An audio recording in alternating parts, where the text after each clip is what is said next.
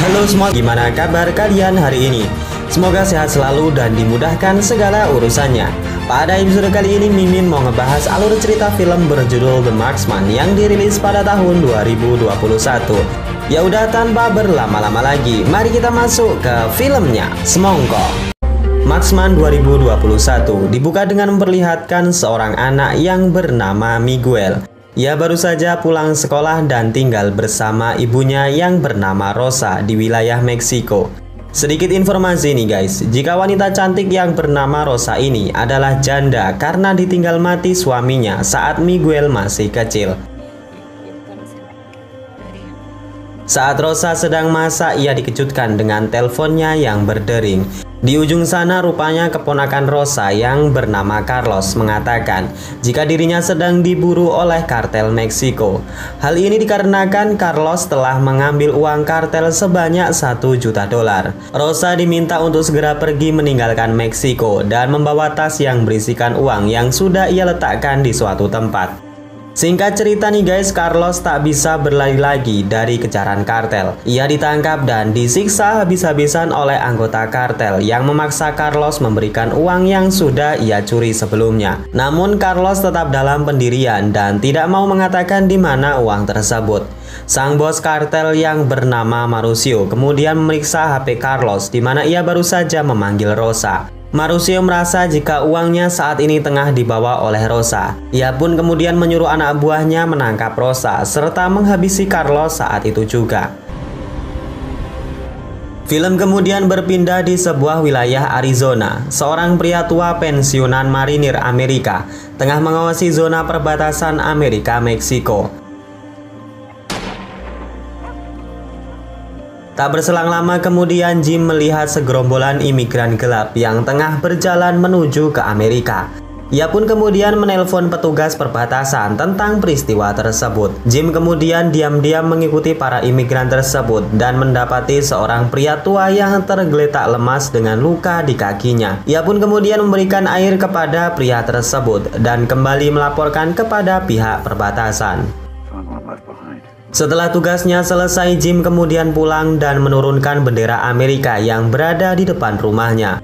Tak berselang lama, seorang petugas bank yang bernama Udil mendatangi rumah Jim. Di sana pihak bank menagih hutang yang dulu digunakan Jim untuk berobat istrinya.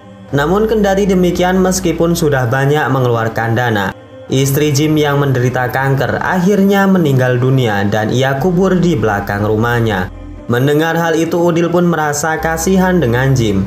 Ia pun kemudian memberikan tempo kepada Jim 1 minggu lagi untuk melunasi hutangnya. Atau jika tidak, pihak bank akan menarik aset tanah dan juga rumah satu-satunya. Pada sore harinya, Jim yang bingung mencari uang kemana lagi kemudian mendatangi seorang peternak. Jim berniat menjual sapi-sapinya dengan peternak tersebut. Sang peternak mau membeli sapi Jim namun dengan harga yang sangat murah lantaran terlihat kurus dan kurang perawatan. Mendengar hal itu, Jim pun batal menjual sapi-sapinya karena uang hasil penjualan tersebut masih belum bisa melunasi hutangnya di bank. Karena pusing, semlehoi dan tak karuan, Jim pun kemudian pergi ke bar untuk menenggak segelas amer. Tanpa ia sadari, anak tirinya yang bernama Sarah juga datang di bar tersebut. Sarah ini adalah seorang perwira polisi yang pangkatnya lumayan tinggi dan sudah hidup mandiri. Jim kemudian mengatakan jika saat ini ia tengah dirundung masalah hutang dan sebentar lagi pihak bank akan mengambil aset miliknya. Sarah kemudian ikut simpatis dan menemani ayahnya untuk mabok malam itu. Karena terlalu banyak minum, Jim pun teler sampai-sampai Sarah mengantarkan ayahnya pulang. Di sana Jim dibaringkan di atas sofa dan menyelimuti ayahnya sebelum akhirnya Sarah pun kembali ke rumahnya sendiri. Keesokan paginya Rosa dan Miguel terlihat berlarian di perbatasan AS Meksiko. Mereka terlihat sangat ketakutan karena dikejar oleh para kartel. Setelah melewati pagar pembatas melalui sebuah celah, aksi mereka diketahui oleh Jim yang saat itu tengah mengendarai truknya. Jim kemudian menelpon pihak perbatasan, namun Rosa memohon untuk tidak melakukan hal itu karena ia sedang dikejar oleh kartel Meksiko. Tak berselang lama rombongan kartel yang diketuai oleh Mauricio datang dan meminta Jim untuk menyerahkan Rosa dan juga Miguel. Melihat hal itu, Jim pun langsung menolak permintaan tersebut karena saat ini Rosa dan Miguel sudah berada di wilayah Amerika. Para kartel yang geram dengan sok kepahlawanan Jim langsung bertindak dan baku tembak pun terjadi.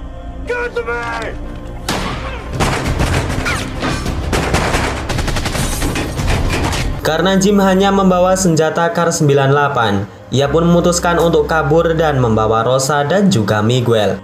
Mauricio yang melihat mereka kabur tak tinggal diam. Ia pun meloncat di mobil dan mencoba menghentikan Jim. Namun Jim yang lebih cerdas berhasil membuat Mauricio nyungsep di atas pasir. Jim pun akhirnya berhasil kabur dan di sana seorang kartel mengatakan jika saudaranya sudah terbunuh atas insiden baku tembak barusan. Mauricio pun sangat geram dan bertekad untuk memburu Jim dan juga membunuhnya.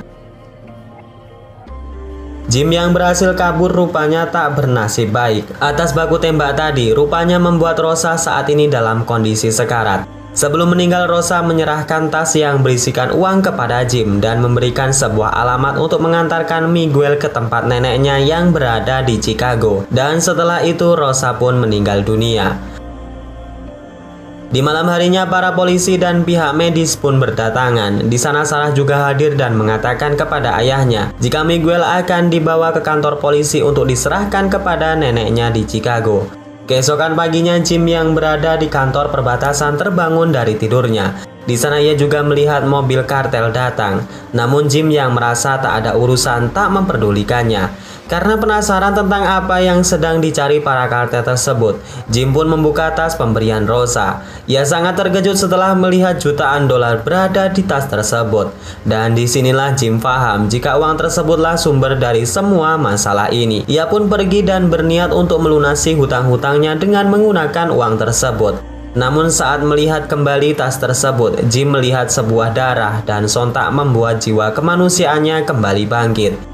Jim pun putar balik dan berniat untuk menyelamatkan Miguel.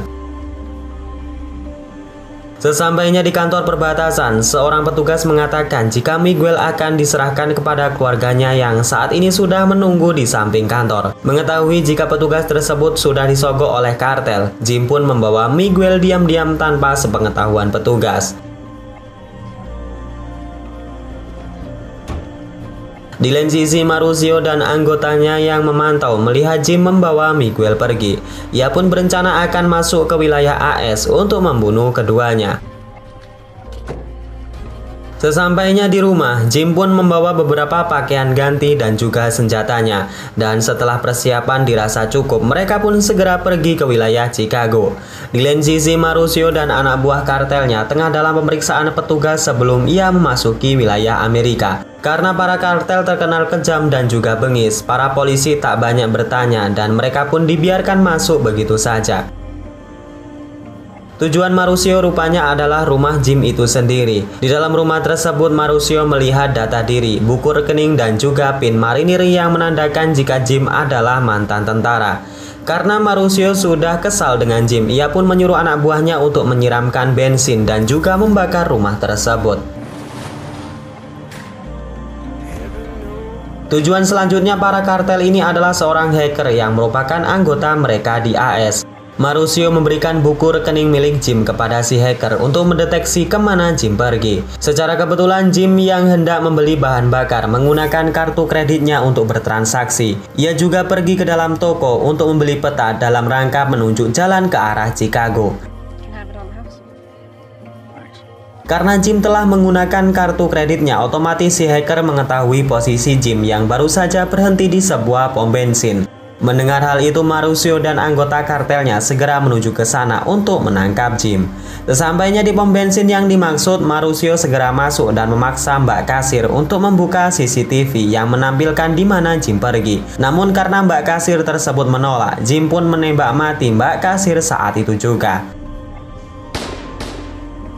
Setelah mengetahui kemana arah Jim pergi, Mauricio segera kembali ke mobil dan menyuruh anak buahnya untuk segera tancap gas.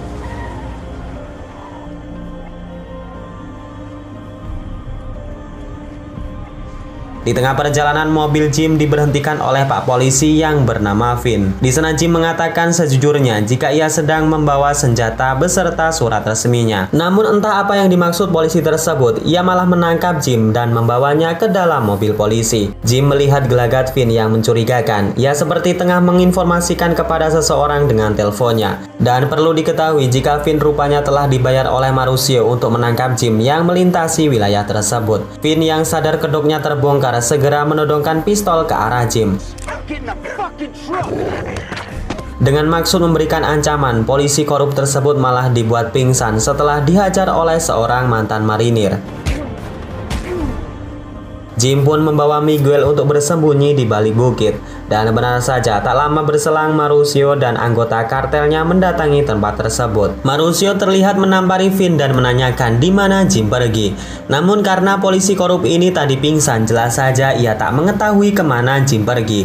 Karena merasa jika polisi tersebut sudah gagal, Marusio yang kejam pun langsung menembak kepalanya sampai jebol. Sebelum pergi secara tak sengaja, Marusio menemukan peta milik Jim yang terjatuh. Ia pun mengambilnya sebagai bahan petunjuk mengejar kemana Jim pergi. Film kembali terfokus kepada Jim yang saat itu tengah berada di toko senjata. Karena senjata sebelumnya dirampas oleh polisi, Jim pun kembali membeli Kar 98 sebagai senjata andalannya. Singkat cerita, malam pun tiba. Karena perjalanan akan semakin membahayakan, Jim pun memutuskan untuk menginap di sebuah motel bersama dengan Miguel dan anjing kesayangannya.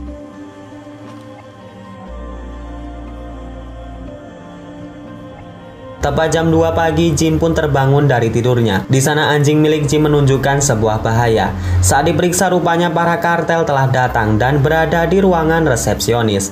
Jim pun segera menelpon polisi dan mengatakan jika di motel tempatnya menginap terjadi sebuah perampokan.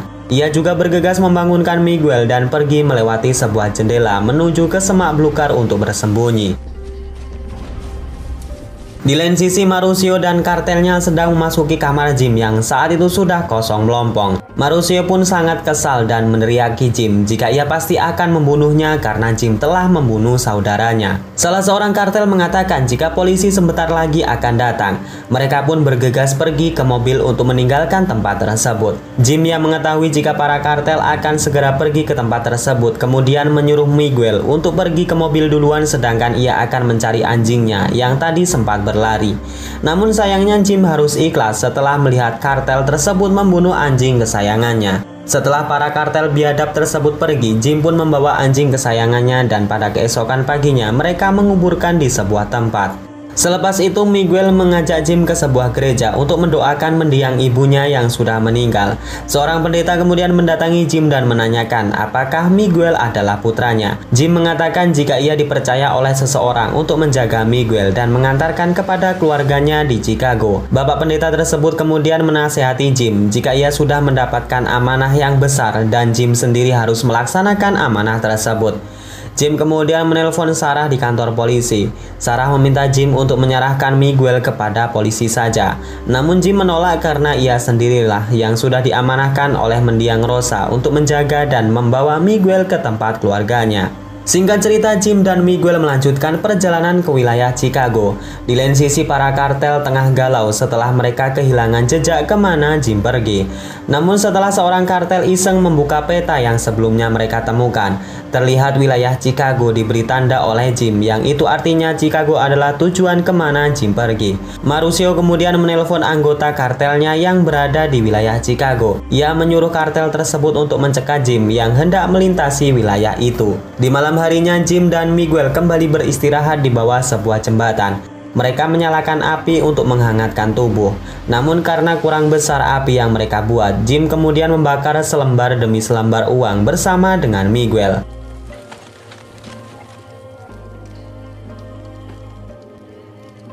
Keesokan paginya, Jim dan Miguel kembali melanjutkan perjalanan dan telah sampai di wilayah Chicago. Jim yang sebagai mantan tentara tentu memiliki insting yang luar biasa. Ia melihat beberapa orang kartel yang tengah mengawasinya. Jim kemudian memutuskan untuk memilih jalan alternatif yang menuju ke arah pedesaan. Namun pada akhirnya para kartel yang sudah tahu tipuan tersebut berhasil mengejarnya. Di sebuah persimpangan, hampir saja mobil mereka beradu banteng. Namun Jim berhasil mengerem dan para kartel tersebut terperosok ke semak-semak. Jim kemudian kembali putar arah dan para kartel tersebut semakin marah dengan apa yang telah dilakukan Jim. Saat memasuki jalan yang berdulus, Jim memutuskan untuk berhenti. Ia pun menyiapkan senjata Kar 98 andalannya untuk mengincar kartel yang sedang mengejarnya.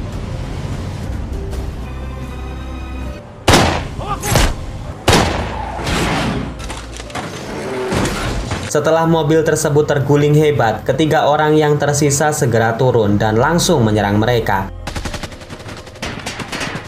Jim kemudian berinisiatif untuk membawa Miguel ke sebuah gudang penyimpanan pakan ternak. Di sana Jim kembali membidik satu kartel yang dengan santainya berjalan menuju ke gudang tersebut. Kini tinggal Marusio dan satu rekannya yang masih hidup dan terus menembaki Jim. Di sana Jim merencanakan sesuatu. Ia kemudian meminta Miguel yang berada di dalam untuk menembak ke sembarang arah sebagai pengalihan, sedangkan ia akan pergi ke belakang untuk menghabisi kartel.